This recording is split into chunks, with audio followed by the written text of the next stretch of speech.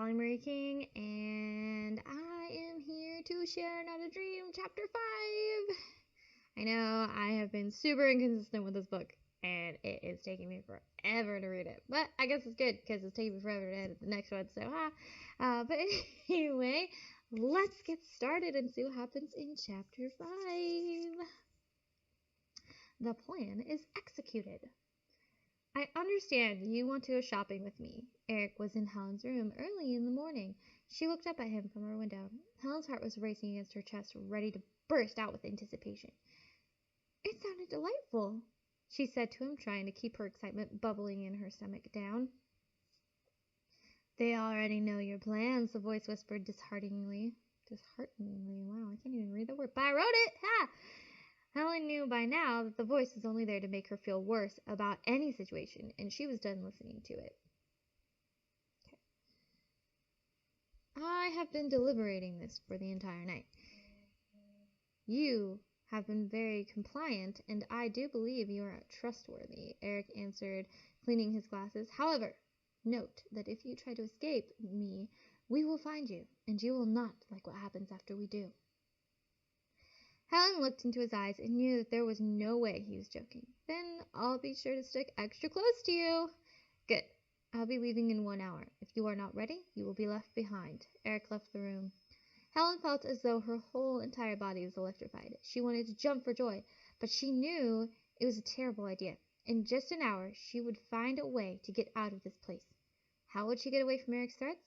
Where would she run to? Helen shook her head. She would worry about those problems when she was away from Eric in the mansion. You will never escape this place, the voice said to her. An hour later, Eric was leading her out the front door. The mansion looked much smaller from the outside. It was a simple enough house, just a little bit bigger. It was painted a forest green with 8 windows on top and 7 on the bottom. The front door took the place of the 8th window on the bottom. There was a nice yard of green grass outside and a tree on either side of the house. It almost looked like it was all staged to look real. With a shiver, Helen noticed that the mansion was like a gate keeping people from leaving the village. The rest of the village was enclosed all around it, as though it was in a gigantic bowl. There is one store I have to go in by myself. I trust that you will wait for me outside. If you don't, I'll hunt you down myself. Eric turned to look Helen in the eye. Eric had looked to be one of the kinder men staying in the mansion, but he was very intimidating. Of course, Helen said to him. She watched him go into the shop. It, too, looked almost staged. But she didn't stay long to focus on the details. As soon as the door closed behind Eric, she was on the move. She ran away from the mansion. She had no idea where she was going. She had no food, no water, and no money whatsoever, but she didn't care. Her goal was to get away. Excuse me, miss, would you like some fine jewelry? A saleswoman asked, shoving a beautiful necklace in her face. It surprised Helen, but she smiled to the woman and politely declined. Would you like protectives? A man asked, shoving bone necklaces in front of Helen's face. Now, this one has the bones of a chicken. They will protect you from werewolves. The bones of a human will protect you from vampires, and the bones of a vampire will protect you from specters. What? Watch out, though. The teeth still bite. That sounds very helpful, but I'm in a terrible hurry and have no money. Helen's heart was racing. She didn't have time for all these vendors. It reminded her of the scene in Aladdin when Jasmine had traveled from the castle and everyone tried to sell her something. I was just thinking that. Run, run, run as fast as you can, but you will not escape, the voice sang in her head, adding to her panic. She looked around to find a path with little to no people, and saw the dirt path intersect and leave out of the market. She thought it might have been the path out of the village. Unfortunately, when Helen reached the end of the path, she found herself at a graveyard, which was also held in by the bowl-shaped wall. She sighed, hoping that there was a way out before she was found by her captors. She walked through the small graveyard. Many of the gravestones were broken or had fallen over. She looked ahead and saw that there was a little stone building at the end of the path. It looked as though it were a shrine. Helen hoped there was a way out on the other side. There was a sign outside of the shrine, but it was written in a language that Helen did not understand. She shrugged and walked past the sign, disregarding it as just a greeting. When she entered, a chill ran up her spine. She shivered, not wanting to stay in this building any more than necessary.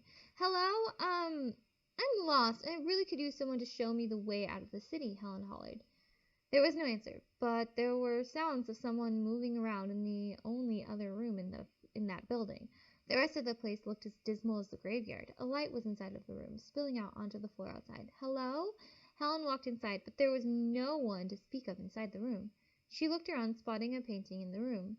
It was the only object in the small space. She approached it, curious as to what it looked like up close. When she approached, she noticed a small box that was resting just below the painting. It was an urn for someone who had died. There had been a cave-in on the opposite side of the room where rubble sat loosely on the floor, but the painting seemed to call to her. She stared at the painting, looking at the fine work the people who had created it did. It was a wedding painting. The couple was smiling happily out of the paper. The man was a spitting image of a happier Troy without the blood-red eyes. Helen smiled. The day that vampire was happy was the day he ruled the world. The young woman smiled back at him, looking beautiful and so very much in love. The ring on her finger almost jumped out of the painting at you. In fact, that was the reason Helen thought it had been a wedding painting. Her smile sparkled and lit up her green eyes, making them look like emeralds. Her hair draped down from the top of her head, a hairpiece keeping the golden locks in place. She looked like an angel. Still curious about the ring, Helen touched it. The object felt as though it were an actual ring. It was unsettling. While her hand was still on the ring, the girl's other hand grabbed Helen's wrist. She gasped in surprise. Her first initial thought was to pull away, but when she tried to pull back, the woman began to be pulled out of the painting. Her calm demeanor broken, she looked wildly into the woman's eyes. "Let me go!" The woman didn't answer. She stared blankly back, not even fazed by the scared little girl she clung to. Just let go! Helen's breathing was speeding up. She couldn't get away. This unknown creature was terrifying. "If you let go, I will never come back, and I will leave you be." "Stop struggling," the woman ordered, her voice booming in the tiny space. Helen recalled her mother saying those exact words to her when she was about to hurt Helen. Did this woman mean to harm her as well? She looked to see the person coming out of the painting was the young woman's ghost. "Are you stuck?" Helen gasped. Just because she had her head on straight didn't mean she wasn't out of breath. That is wrong. The struggle to gain her wrist back had taken a lot of work. "Yes, the man that put me here forced me to stay in this painting until the day a foolish person such as yourself comes along," the woman said to her. "Why am I foolish?" Helen asked, her pulling some more of the woman's arm. She was still partially stuck in the wall, and Helen didn't want to leave her the way she was. Because you have heard of the trial, correct?" The woman wasn't even helping Helen. She was only holding on to the girl's wrist. "You mean that stupid thing where they have chosen people that go out and get themselves killed for some stupid prophecy?" Helen asked irritably. "Yeah, I've heard of it." "If you free me, there's no turning back," the woman answered her. "I don't have anywhere to turn," Helen said, giving one last heave and freeing the woman of her prison. "At any rate, they grabbed the wrong person." "Well, thank you all the same," the woman said with a smile. "Now, who are you, and why are you stuck in that painting?" "Stop." "No." "Get." Helen asked, sitting on a nearby rock in the room. "I am Troy's wife, or was anyway," the woman answered. "I didn't live long after that painting was created." She sighed and joined Helen on the rock. "As for why I'm here, the answer is simple. Is simply, I'm your first test." "Oh, yeah? How so?" Helen looked at the girl. She looked so sad. The woman didn't answer. She only stood. "Come, an ornery demon lives here, and if we wake him up, you won't be able to get out of here in one piece." Helen nodded. "Okay, then let's get a move on." The woman watched as Helen left the room. "Are you coming or not? You want me to go with you?" the woman asked nervously.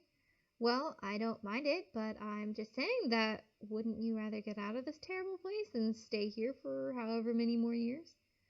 "Very well. If you insist." The woman glided to the door and followed Helen out of the building. "So, before you were dead, what did people call you?" Helen asked. She had already asked the woman for her name. The only answer she had gotten was that she was Troy's wife. "My name is Allison," the woman replied. "How about you?" "Helen," Helen replied simply. "That's a very nice name," Allison said, and smiled. She seemed to absorb the sunlight. "I know this seems an inappropriate question, but I was wondering, how did you die? I mean, you were obviously not ready to die since you're a ghost." Allison shook her head. "Not at all." "Do you know what the curse is?" she asked Helen. "No, not really." "It's what made us the way we are." Allison answered, sitting on the steps outside the building. I was one of the unfortunate ones to become a ghost. That's very sad, Helen commented, looking over at the girl. Thank you. And I'm sorry, Allison said, meeting Helen's gaze. Sorry about what? Helen asked as the air began to grow thick around her. This. Allison was there one moment, and then the next she was gone. Helen looked around for a moment, and then a great pressure in her chest made her gasp for air. She was trying desperately to breathe when Eric found her trying to rip her chest open. What is your predicament? Eric asked, staring down at the girl with an evil grin on his face. He bent down to her ear so Helen could hear him clearly. Blech. I told you that if you ran away, you would not want to know what would happen to you. Helen looked up at him with drowning eyes. This is where you die, the voice whispered, just before everything went black. That wasn't meant to happen. Okay. Well, that's the end of chapter 5. It's been so long since I've read it that it's all new stuff for me, but I already remember reading the rough draft version of it, and it is better, but it can be better. But anyway, as I always tell you guys, if you are interested in this book, if you want to buy it, I will leave links in the description below, so you're more than welcome to check it out if you want. And as I've said, I only make 10 cents a book, so don't worry if I'm asking you to support me. It won't support me, I promise you. But anyway, if you enjoyed the book, feel free to buy it if you want. Feel free to not buy it. I don't mind. It's up to you. But hopefully I will see you guys next time. Bye. Hi, everyone.